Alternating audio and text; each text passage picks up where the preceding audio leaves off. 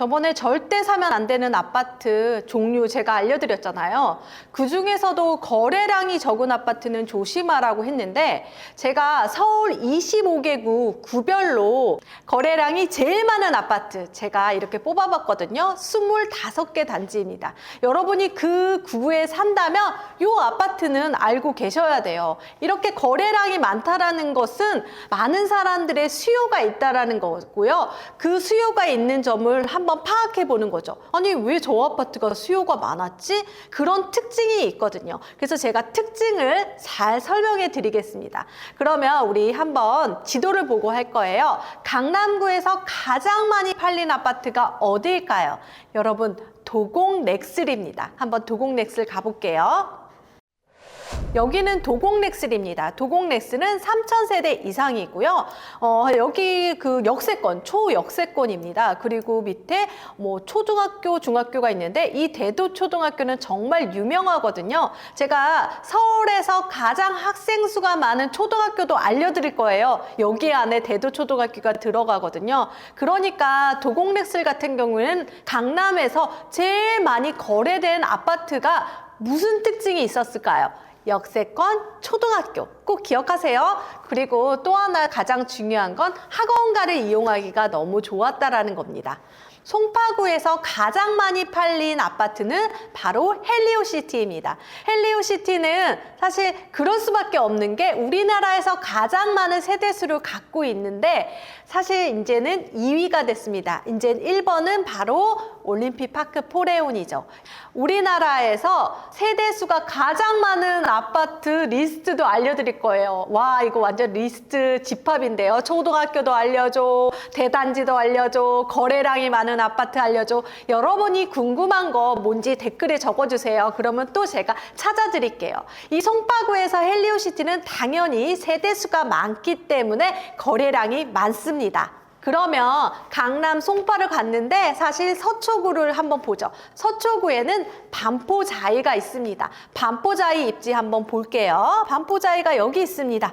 반포자이는 반포에 있는데요. 반포자이 위치를 보면요. 옆에 고속터미널이 있고 그 다음에 7호선, 9호선, 뭐 3호선까지 연결돼서 정말 뭐 트리플 역세권이죠. 그리고 바로 IC를 타게 되면 고속도로도 바로 들어갈 수 있기 때문에 아, 이곳은 교통의 요지구나. 사람들이 많이 선호하는구나. 그런 거를 알 수가 있습니다. 그리고 초품화기도 하고 중품화이기도 하고 초품화라는 건요. 초등학교를 품은 아파트라는 뜻이에요. 그러니까 아이들이 만약에 도보로 학교를 갈 때는 횡단보도를 건너지 않는다라는 거죠. 중학교도 바로 옆에 있으니까 너무너무 좋겠네요. 이렇게 강남, 송파, 서초를 한번 따져봤습니다. 그러면 우리가 또 하나 지금 마포가 정말 들썩들썩이었다라고 하는데 마포에서 가장 많이 팔린 아파트는 바로 마레프, 마포레미안 프루지오입니다. 마포레미안 프루지오는 마포에서 조금 신축은 아니지만 많이 선호하는 이유가 있어요. 역세권이기도 하고 초등학교 인근이기도 하고 그리고 신축이 너무 비싸다 보니까 준신축인 마포레미안 프루지오를 선택할 수 있습니다.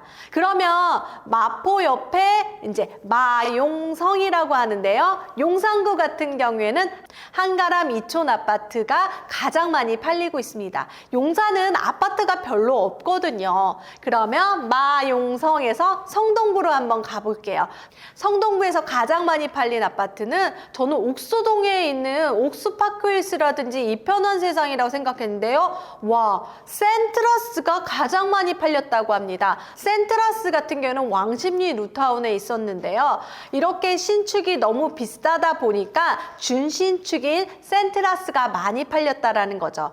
여러분들이 이번에 조금 느끼셨지만 2024년에는 준신축도 팔렸다. 이렇게 보시면 되겠습니다. 신축 사고 싶죠. 얼죽신이라고 하잖아요. 얼어 죽어도 신축. 얼죽신을 선택하지 못한다면 그 다음은 입지가 좋은 준신축을 선택하는구나. 그렇게 생각하시면 되겠습니다. 그렇지만 신축을 선택했던 곳도 있는데요. 그것은 바로 두 군데예요. 양천구에 있는 목동 센트럴 아이파크 위브와 강동구에 있는 그라시움이거든요. 그라시움도 대단지고 목동 센트럴 아이파크 위브도 대단지인데요. 한번 위치 보겠습니다. 여기는 양천구인데요. 양천구 중에서 신월동이에요. 신월동인데 여긴 역세권이 아닙니다. 여기는 초등학교가 있는 곳인데요. 여기는 가성비 있는 단지라고 표현할 수가 있어요. 그리고 목동 센트럴 아이파크 위브 같은 경우에는 단지 정보를 보게 되면 소형부터 중형, 대형까지 있는 골고루 평형이 있습니다. 그래서 제가 소장님한테 물어봤더니 왜 이렇게 거래량이 많았어요? 그랬더니 작은 평형에서 큰 평형으로 이동 수요가 되게 많았다. 그리고 9억 원 아래 같은 경우는 신생아 대출로 해서 많은 수요가 들어왔다라고 하더라고요. 목동 센트럴 아이파크 위브는 그 단지 내에서 순환 작용도 했고 외부에서 올 때는 저렴한 상품이었다. 그리고 신축이라는 점이 아주 좋은 점이었다라는 거죠. 그러면 그 반대편에 있는 강동구로 가볼게요. 와, 여기는 VER 단지로 해서 이렇게 볼 수가 있어요. 제가 일부러 이렇게 고덕 그라시움을 했는데요.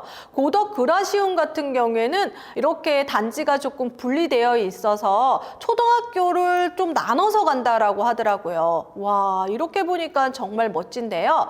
이 고덕 그라시움 같은 경우에는 왜 이렇게 많이 거래됐냐고 하면요. 사실 그라시움 같은 경우에는 4년차, 5년차 아파트거든요. 가장 손바뀜이 많을 때였습니다. 그리고 그라시움 같은 경우에는 신축 아파트로 내가 거기에 입주할 수 있을 정도의 가격이었고, 그리고 그 집을 팔고 올림픽파크 포레온으로 입주하려는 집주인도 많았다라는 거죠. 그래서 고덕 그라시움 같은 경우는 손바뀜이 많은 아파트였기 때문에 거래량이 많았습니다. 그래서 단지별로 보면은 특징들이 있는 거죠. 여러분들이 이게 거래가 왜 많이 됐는지 이유를 안다면 다음 스텝 할 때도 좋은 거죠.